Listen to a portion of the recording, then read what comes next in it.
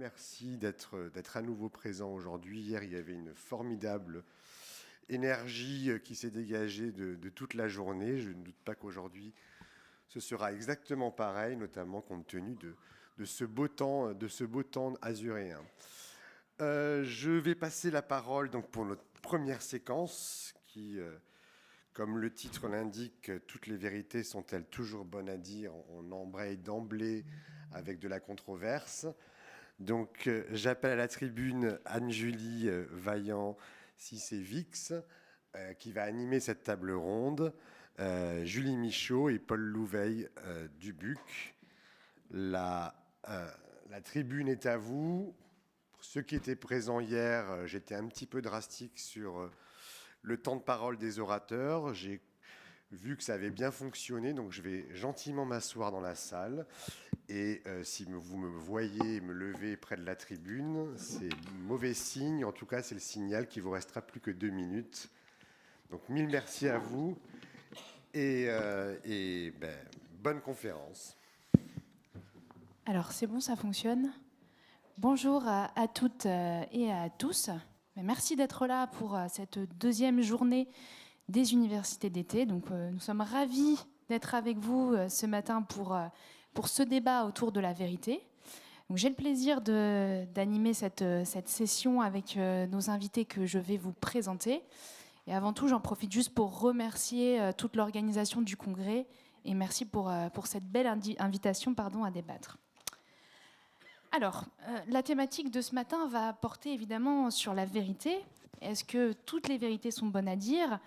À quel moment on peut être amené à se demander, le mensonge peut-il traverser notre esprit en tant que soignant ou en tant qu'accompagnant ou acteur du soin ? Et peut-être aussi débattre des formes thérapeutiques du mensonge. Toutes ces questions-là, nous allons les éclaircir avec nos experts que je vais de ce pas vous présenter pour qu'on rentre dans le vif du sujet. Alors, à mes côtés, j'ai la chance d'avoir Julie Michaud. Julie, donc, tu es consultante indépendante dans le secteur du médico-social, avec une expertise maintenant depuis de nombreuses années. Et puis, à côté, j'ai le plaisir de vous présenter Paul Louveil du BUC, qui lui est docteur en philosophie et responsable du pôle recherche de l'espace éthique Île-de-France.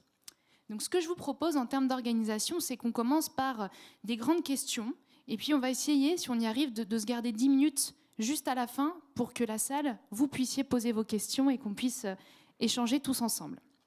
Alors Julie, justement, je vais me tourner tout de suite vers toi pour attaquer cette question. Donc on nous dit, et c'est le titre de notre session, que toutes les vérités sont bonnes à dire. Mais Julie, d'après toi, est-ce que toutes les vérités sont vraiment bonnes à dire ?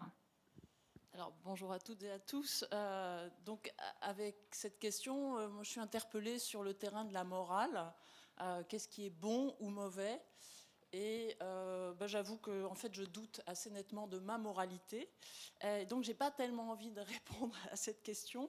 En revanche, j'ai plutôt envie de me demander ce qui fait l'intérêt de cette question dans le cadre de cette enceinte, ici et maintenant. Et du coup, pourquoi on se pose la question de la vérité, du vrai et du faux dans l'accompagnement des personnes qui ont des altérations cognitives. Et j'ai eu la curiosité de faire un petit détour par la littérature en me disant finalement, qu'est-ce qui a été écrit sur le sujet ? En fait, pas grand-chose. Il y a un peu de littérature. Il y a de la littérature bien évidemment anglo-saxonne. Il y a quelques équipes, notamment une anglaise, qui a beaucoup travaillé sur la question. Et cette littérature, en quelques mots, elle dit quoi ? Elle dit qu'effectivement, le recours à des contre-vérités, des mensonges éhontés, des mensonges par omission, de pieux mensonges, des supercheries, des tromperies, c'est très fréquent. Voilà, c'est une pratique qui est là dans l'accompagnement des personnes qui ont des altérations cognitives. Donc ça, c'est le premier résultat. Le deuxième résultat, c'est que c'est une pratique qui se développe avec l'avancée des troubles. Donc il y a certainement des questions qui se posent différemment selon qu'on est en début de maladie ou à des stades avancés. Et j'ai aussi noté qu'il n'y a aucune littérature française sur la question. Donc je me pose la question, est-ce qu'on ne mange jamais en France ? Si ce n'est pas le cas, je vous invite à faire des travaux, allez-y. Il y a une place à prendre et des choses sans doute intéressantes à faire. Et puis surtout, ce que dit cette littérature, c'est que les points de vue moraux sur cette question-là, ils sont très hétérogènes, donc il n'y a absolument pas de consensus. Il y a quelques travaux sur le point de vue des personnes malades, quelques travaux sur le point de vue des aidants, quelques travaux sur le point de vue des professionnels, beaucoup plus nourris sur les pratiques et les points de vue des professionnels. Et schématiquement, si on devrait résumer vraiment à gros traits, c'est oui, il faudrait s'en tenir à la vérité quand les altérations cognitives sont très légères ou on est en début de maladie. En revanche, on accepterait, voire on légitimerait assez volontiers tout ce recours à des contre-vérités lorsque les troubles avancent, avec, chez certains, l'idée qu'il y a un risque de contamination, c'est-à-dire si on légitime des choses pour des stades avancés, on va avoir tendance à les faire à tous les stades. Donc vraiment, voilà, il n'y a pas de consensus. C'est peut-être une bonne introduction pour nos échanges. Alors, Paul Loup va avoir sûrement un regard plus rigoureux sur ces questions-là. Je ne sais pas. Bonjour à tous. Toute vérité n'est pas bonne à dire. Je trouve que c'est intéressant de partir d'un proverbe quand on se retrouve face à des concepts aussi imposants et solennels que vérité et mensonge, parce qu'on peut se demander alors dans quelle situation on utilise ce proverbe. Et Julie l'a très bien dit, hein, c'est un proverbe qui légitime le mensonge ou le mensonge par omission, c'est-à-dire le fait de présenter ou de supposer comme vrai des choses qu'on croit savoir fausses, ou qu'on sait fausses. Ce qui, personnellement, me pose problème dans ce proverbe, c'est deux choses.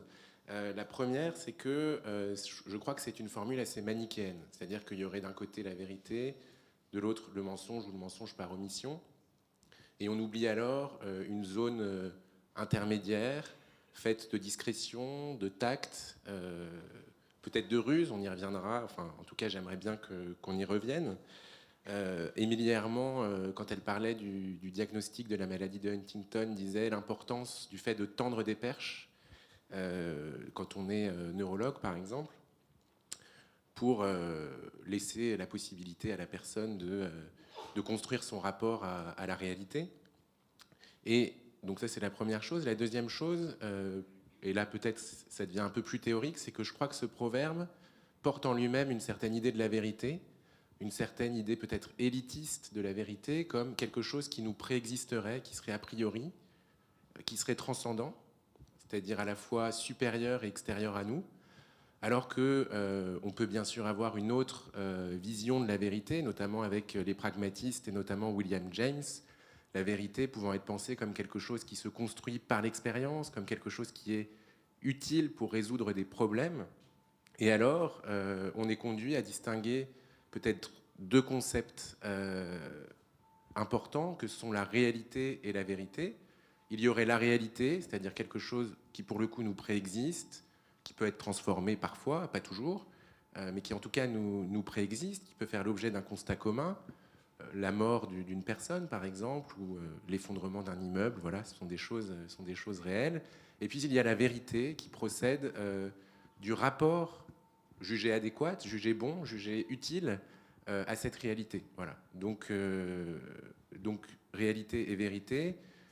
Donc on verra comment ça nous permet de penser les situations qu'a décrites Julie, mais on peut revenir, si vous voulez, à la suite. Très bien. Merci beaucoup à tous les deux pour cette belle introduction. Et justement, Paul Loup, tu parlais de vérité, de réalité. La question suivante, je vais m'adresser à toi en premier. On va essayer de changer d'interlocuteur à chaque question. Ma question va porter plutôt sur le secteur du médico-social, sur les EHPAD et les accueils de jour. Et je voudrais qu'on discute un petit peu ensemble de dispositifs environnementaux que vous connaissez probablement, certainement, notamment la thérapie par le voyage. Vous avez certainement vu ça, des gares qui sont installées, des arrêts de bus parfois aussi, et puis des wagons de train où on va emmener soit les résidents d'EHPAD, soit les patients à voyager. Eh bien justement, moi j'aimerais savoir, Paul Loup, si on prend cet exemple-là, qu'est-ce que toi tu en penses et quelle est ton analyse ? Déjà, avant mon analyse, mon sentiment, c'est que c'est cauchemardesque et assez angoissant, mais c'est mon sentiment, bien sûr. Le cauchemar de vivre dans un monde qui n'est pas réel, et dont on nous aurait caché la fausseté. Donc voilà, c'est ce cauchemar-là. Et c'est peut-être pas seulement mon ressenti, parce qu'il y a quand même pas mal de films, je pense à Matrix ou à Shutter Island, qui jouent sur ce ressort de l'angoisse. Voilà, et ça pose du coup une question. Pourquoi quelque chose qui nous angoisse autant, nous l'imposerions à des personnes qui ont des troubles cognitifs? Alors, on dira, et c'est bien sûr un argument qu'il faut prendre au sérieux, ces dispositifs permettent d'atténuer l'anxiété, permettent de stimuler la communication, de réactiver des capacités sémantiques, langagières, voilà. Et c'est sans doute quelque chose qu'on pourrait observer. Voilà, dans les études, si elles étaient suffisamment précises sur ce point-là. C'est un argument qu'il faut prendre au sérieux, mais qui me semble insuffisant, parce qu'il y a sans doute d'autres solutions pour atténuer l'anxiété que de créer des réalités fausses, et sans doute encourager l'accès à la réalité partagée, à la réalité commune, serait préférable à la fabrication d'une réalité fausse. Ensuite, il y a l'argument que les personnes ne se rendent pas compte qu'elles sont illusionnées, et que c'est seulement dans la mesure où nous nous projetons en elles que nous jugeons cauchemardesque ce type de dispositif. Et là, je me pose la question, que sait-on, que savons-nous de ce qu'elles savent, ces personnes, et de ce qu'elles ressentent comme réel ou comme factice? Est-ce qu'on ne risque pas de générer une déception ou le sentiment d'être trompé? En tout état de cause, ce qui me semble clair, c'est que la réflexion éthique sur cette question ne peut pas être réduite à une réflexion sur l'efficacité ou les impacts psychologiques de ces dispositifs. Nous ne sommes pas simplement, comme le disait Rawls notamment, hein, des réceptacles de bien-être, des récipients de bien-être. Nous sommes aussi des êtres de valeur qui sommes attachés à des habitudes, à des choses, à des fonctionnements. Et parmi ces valeurs auxquelles nous attachons de l'importance, il y en a une qui est l'authenticité, c'est-à-dire le fait de vivre des choses réelles. Je pense que c'est quelque chose que nous partageons peut-être en tant qu'humains. Et puis, il y a peut-être une dernière chose qui doit nous interroger sur ces dispositifs, c'est la différence de traitement que nous faisons entre les personnes sans troubles cognitifs et les personnes atteintes de troubles cognitifs, et plus largement la différence de trajectoire historique. C'est-à-dire que avec les personnes sans troubles cognitifs, il y a une évolution qu'on connaît tous vers plus de transparence, la reconnaissance du droit de savoir, la sacralisation parfois de ce droit, et corrélativement du devoir d'informer. C'est la trajectoire en fait inverse que nous avons connu avec les personnes atteintes de troubles cognitifs, comme le montre un article paru dans le New Yorker en 2018 que je vous conseille de lire, hein, écrit par Larissa MacFarquhar. Au début des années 60, avec les personnes donc atteintes de troubles cognitifs, on essaye de les réorienter. On développe des programmes d'orientation vers la réalité. On fait en sorte que les gens réapprennent leur prénom, réapprennent la date du jour, les noms des objets. Et puis, peu à peu, on abandonne à partir des années 90 ce modèle, avec l'idée qu'on ne doit pas contrarier les sentiments des personnes, quitte à mentir, quitte à créer des illusions. Et on en vient alors à ces dispositifs. Et donc, quand même, ça doit nous interroger, le fait que les trajectoires soient aussi contraires, d'autant plus quand on défend l'égalité des droits entre humains. Merci beaucoup, Paul Loup. Du coup, Julie, je me tourne vers toi. Donc, est-ce que pour toi, ces dispositifs, c'est aussi quelque chose de cauchemardesque? Qu'est-ce que tu pourrais nous en dire? Alors, je vais être beaucoup moins catégorique que Paul Loup, et puis il faut jouer le jeu du débat et peut-être essayer de réfléchir à ce que pourraient être d'autres arguments en faveur de ces dispositifs. Alors, faux arrêts de bus, faux arrêts de train, faux répondeurs téléphoniques, poupées empathiques, c'est-à-dire faux bébés, etc. Effectivement, on est là dans une situation où on crée à dessein des dispositifs factices avec, comme l'a dit Paul Loup, la recherche quand même d'un objectif d'apaisement. Donc si on s'efforce de défendre ça, moi j'ai envie de dire, d'abord ça témoigne d'une recherche. Donc c'est une solution qui montre qu'on cherche et quand même qu'on est dans une situation qui est complexe et il faut trouver et chercher en permanence de nouvelles solutions. Après, on peut discuter de la qualité de celle-là. Donc effectivement, c'est une équipe d'EHPAD italienne qui a développé la thérapie du voyage. Après, bien évidemment, il y a des enjeux de commercialisation. Je ne sais pas si ça marche vraiment. Mais voilà, souligner qu'il y a cet effort de recherche et que ça c'est louable, j'ai envie de dire, en soi. Ensuite, vous noterez que ce sont des trains qui sont toujours à l'heure, ce qui est une qualité. Bon, plus sérieusement, la question qui m'intéresse en réalité, c'est comment s'en sert-on? Et il me semble qu'en réalité, avant tout jugement moral, c'est pas le dispositif en soi qui est bon ou mauvais, c'est la façon dont on l'utilise. Et je me dis, c'est pas du tout la même chose si j'assiste à une scène où je vois une animatrice ou une psychologue ou une auxiliaire dire Madame Rousseau, venez, on va prendre le train, ou bien, eh bien Madame Rousseau, venez, on va monter dans une cabine pour voir un film et on a l'impression d'être dans un train. Donc il me semble que dans cette nuance, dans cette façon de dire ce qu'on est en train de faire, on est bien dans le même dispositif, on va avoir pour objectif que le passage du film dans la cabine apaise Madame Rousseau, mais on n'est pas du tout dans la même relation avec Madame Rousseau. Donc dans un cas, on manipule, et dans l'autre, on est très clairement dans le jeu, J-E-U, et on l'assume. Et il me semble que cette différence-là, donc, elle est absolument essentielle. Donc je n'ai pas envie comme ça de condamner ce pauvre wagon ou compartiment, mais en revanche j'aimerais en savoir beaucoup plus, et il n'y a rien dans la littérature sur comment ces choses-là sont dites. Et pour aller complètement au bout de cet exemple, si j'étais directrice d'EHPAD, ce qui n'est pas du tout le cas pour le grand bien de l'humanité, je ne demanderais pas de subvention pour disposer d'un dispositif comme celui-là. D'abord parce qu'effectivement, il n'y a pas de données probantes sur son effet réellement apaisant. Ça coûte extrêmement cher, me semble-t-il. Et puis surtout, je promets le même avenir à ce genre de dispositif que les beaux espaces Nos-Hélènes qu'on a dans plein d'établissements. C'est-à-dire que ce sont des dispositifs qui nécessitent un accompagnement de 1 pour 1. Et que du coup, l'effet d'apaisement, il est peut-être beaucoup plus dans l'accompagnement de 1 pour 1 que dans le dispositif, mais surtout, avec le temps et dans la conjoncture et ce qu'on connaît des établissements, il n'y a pas les moyens pour cet accompagnement de 1 pour 1. Donc plutôt que... je n'investirais pas nécessairement. Si toutefois il se trouvait là, je suggérerais la mise en place d'un petit lieu de réflexion éthique autour de cet usage. Voilà, associant non seulement les personnes qui l'utilisent, mais aussi d'autres résidents, des familles, des gens qui regardent la situation d'usage pour essayer d'élaborer ce qui est la bonne utilisation de ces dispositifs. Merci beaucoup pour ce point de vue. Je vois déjà qu'il y a de nombreuses réactions sur votre non-verbal dans la salle et je pense qu'il va y avoir pas mal de questions. Mais avançons un petit peu, histoire de tenir le temps.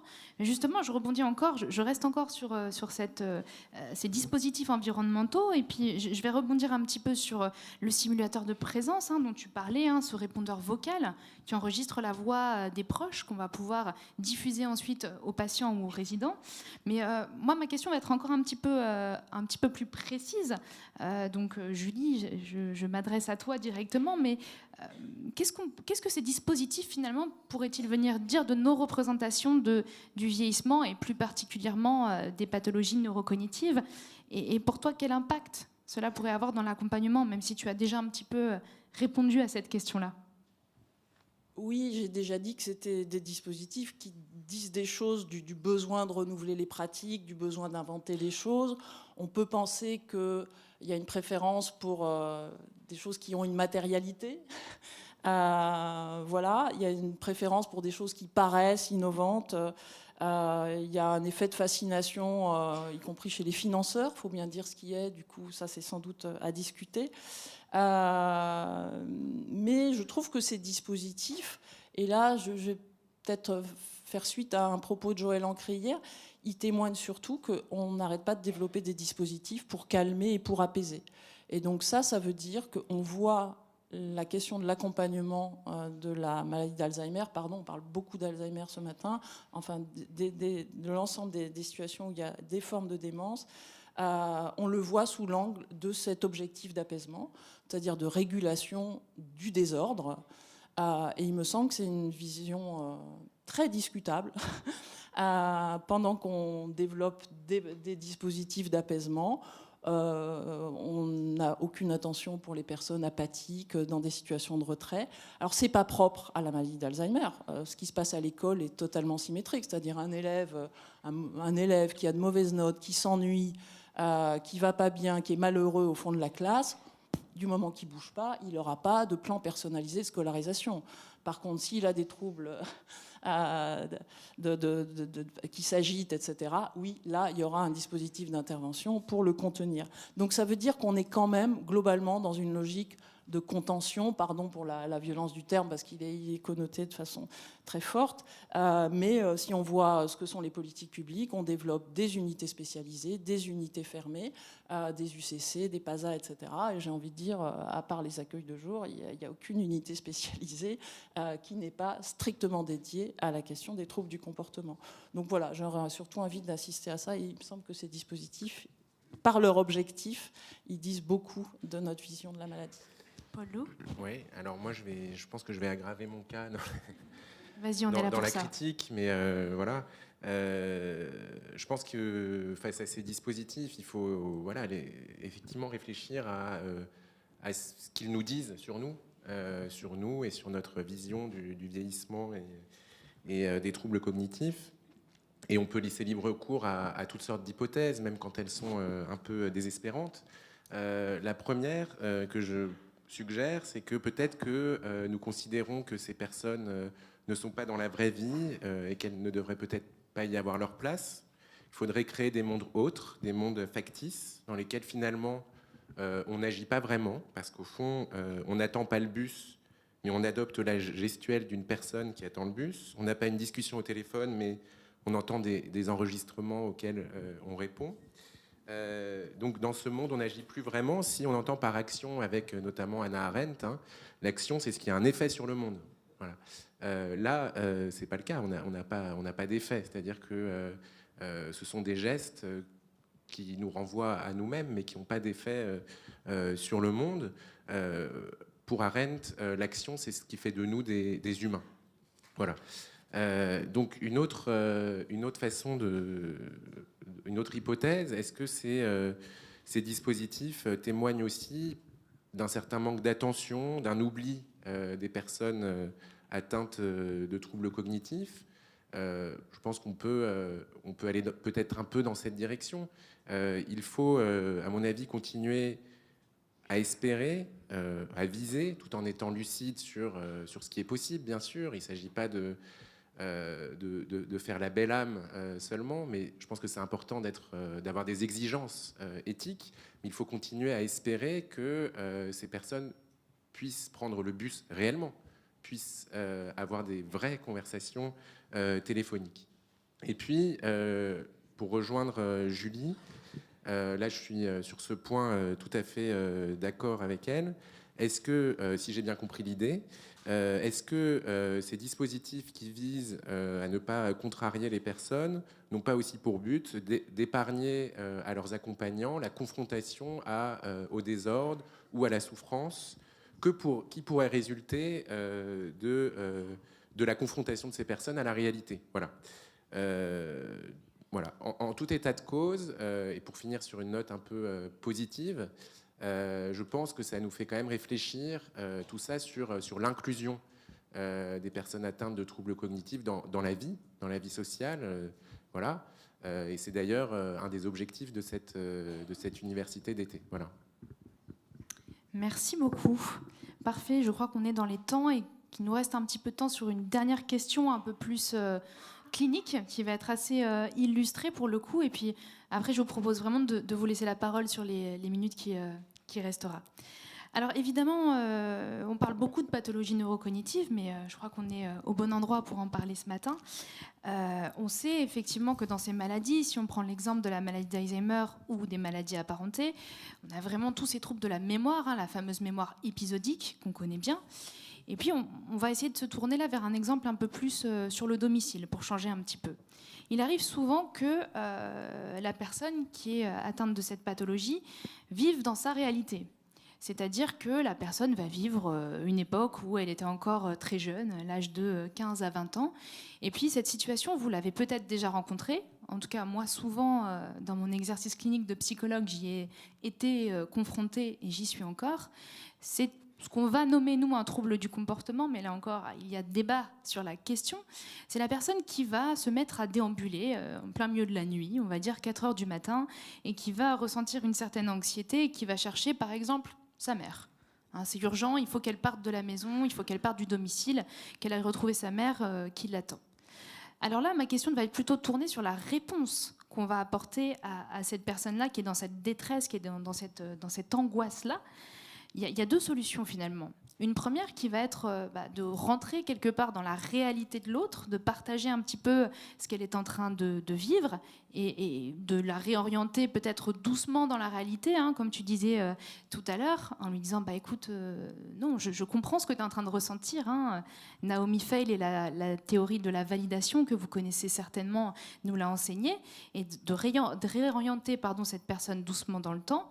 Et puis il y a une deuxième manière d'agir qui est discutable, mais on est là pour ça, hein, qui va être celle plutôt de rentrer dans le jeu, mais d'user peut-être un petit peu pour le coup de la ruse. C'est-à-dire de dire à la personne, non, attends un petit peu, là, je comprends bien que tu cherches ta maman, mais elle n'est pas là, mais elle va arriver, t'inquiète pas, on va s'occuper, on va faire autre chose. Donc moi, je voudrais vraiment avoir votre avis. Et ma question, dans le fond, ce serait celle-là. Est-ce que selon vous, et Paul Loup, je vais commencer par toi, un mensonge pourrait être moins grave lorsqu'il est bienveillant ? Je pense dans l'exemple que tu cites et qui est très intéressant, je pense que finalement il y a deux extrêmes. D'une part, effectivement, la réorientation, le redressement, l'imposition d'une vérité, voilà, qui fait effraction, qui peut être violente pour la personne, et l'autre extrême qui serait la tromperie, l'illusion, rentrer à fond dans un jeu de rôle, par exemple, ou quelque chose comme ça. Et pour moi, la ruse, elle est à aucun de ces deux extrêmes, elle est au milieu. C'est-à-dire que je pense que il faut distinguer la duperie, la tromperie, du tact, de la délicatesse, de la discrétion, éventuellement de la diversion, et puis de la ruse. Alors, la ruse, ça consiste à montrer un aspect de la réalité, montrer la réalité sous un jour qui semble le plus présentable, sans pour autant priver la personne des moyens de connaître cette réalité. Par exemple, une personne a des troubles cognitifs, veut utiliser sa voiture, lui dire que sa voiture est au garage, c'est faux, c'est un mensonge, on est d'accord, mais ça pourrait être la réalité. C'est-à-dire que se pourrait que la voiture soit vraiment en panne. Cette information est fausse maintenant, mais elle a quelque chose de potentiellement réel. Alors que la fausse conversation, elle est fausse par essence. Elle ne pourra jamais être réelle.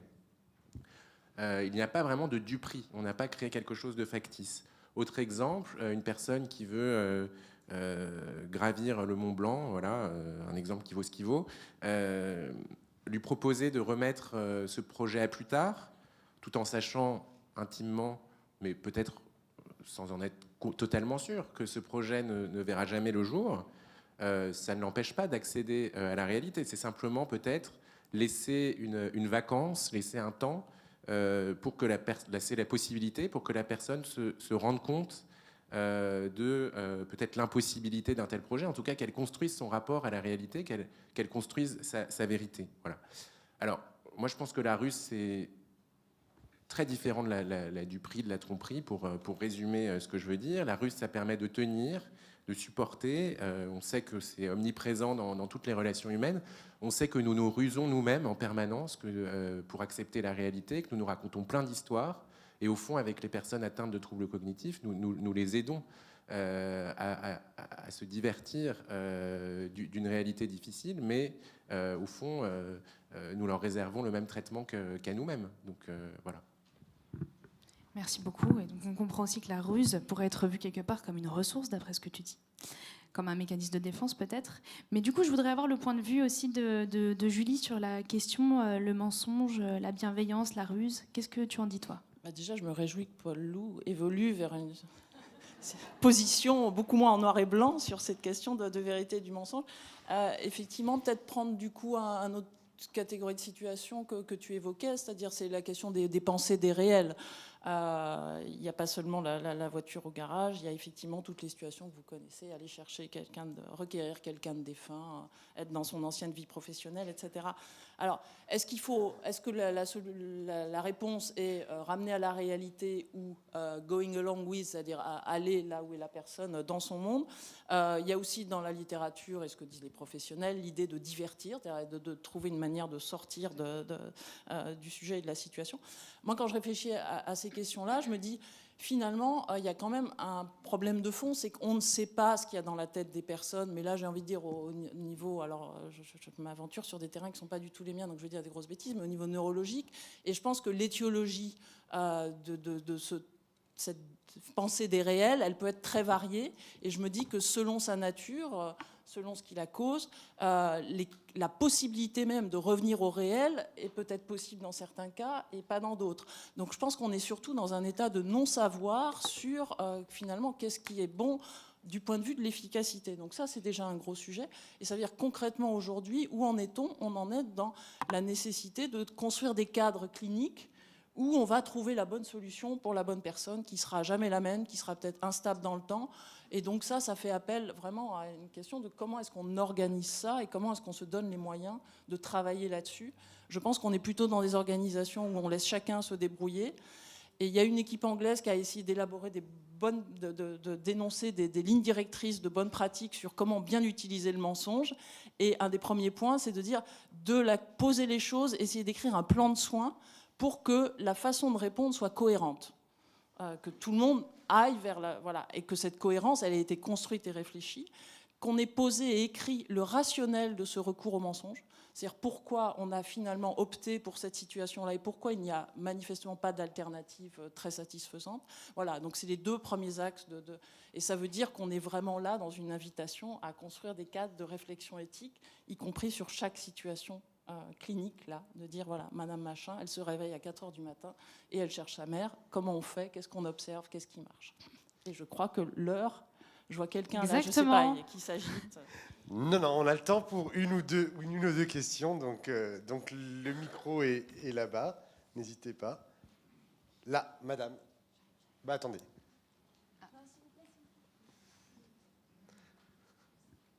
J'avais oublié les consignes sanitaires, pardonnez-moi.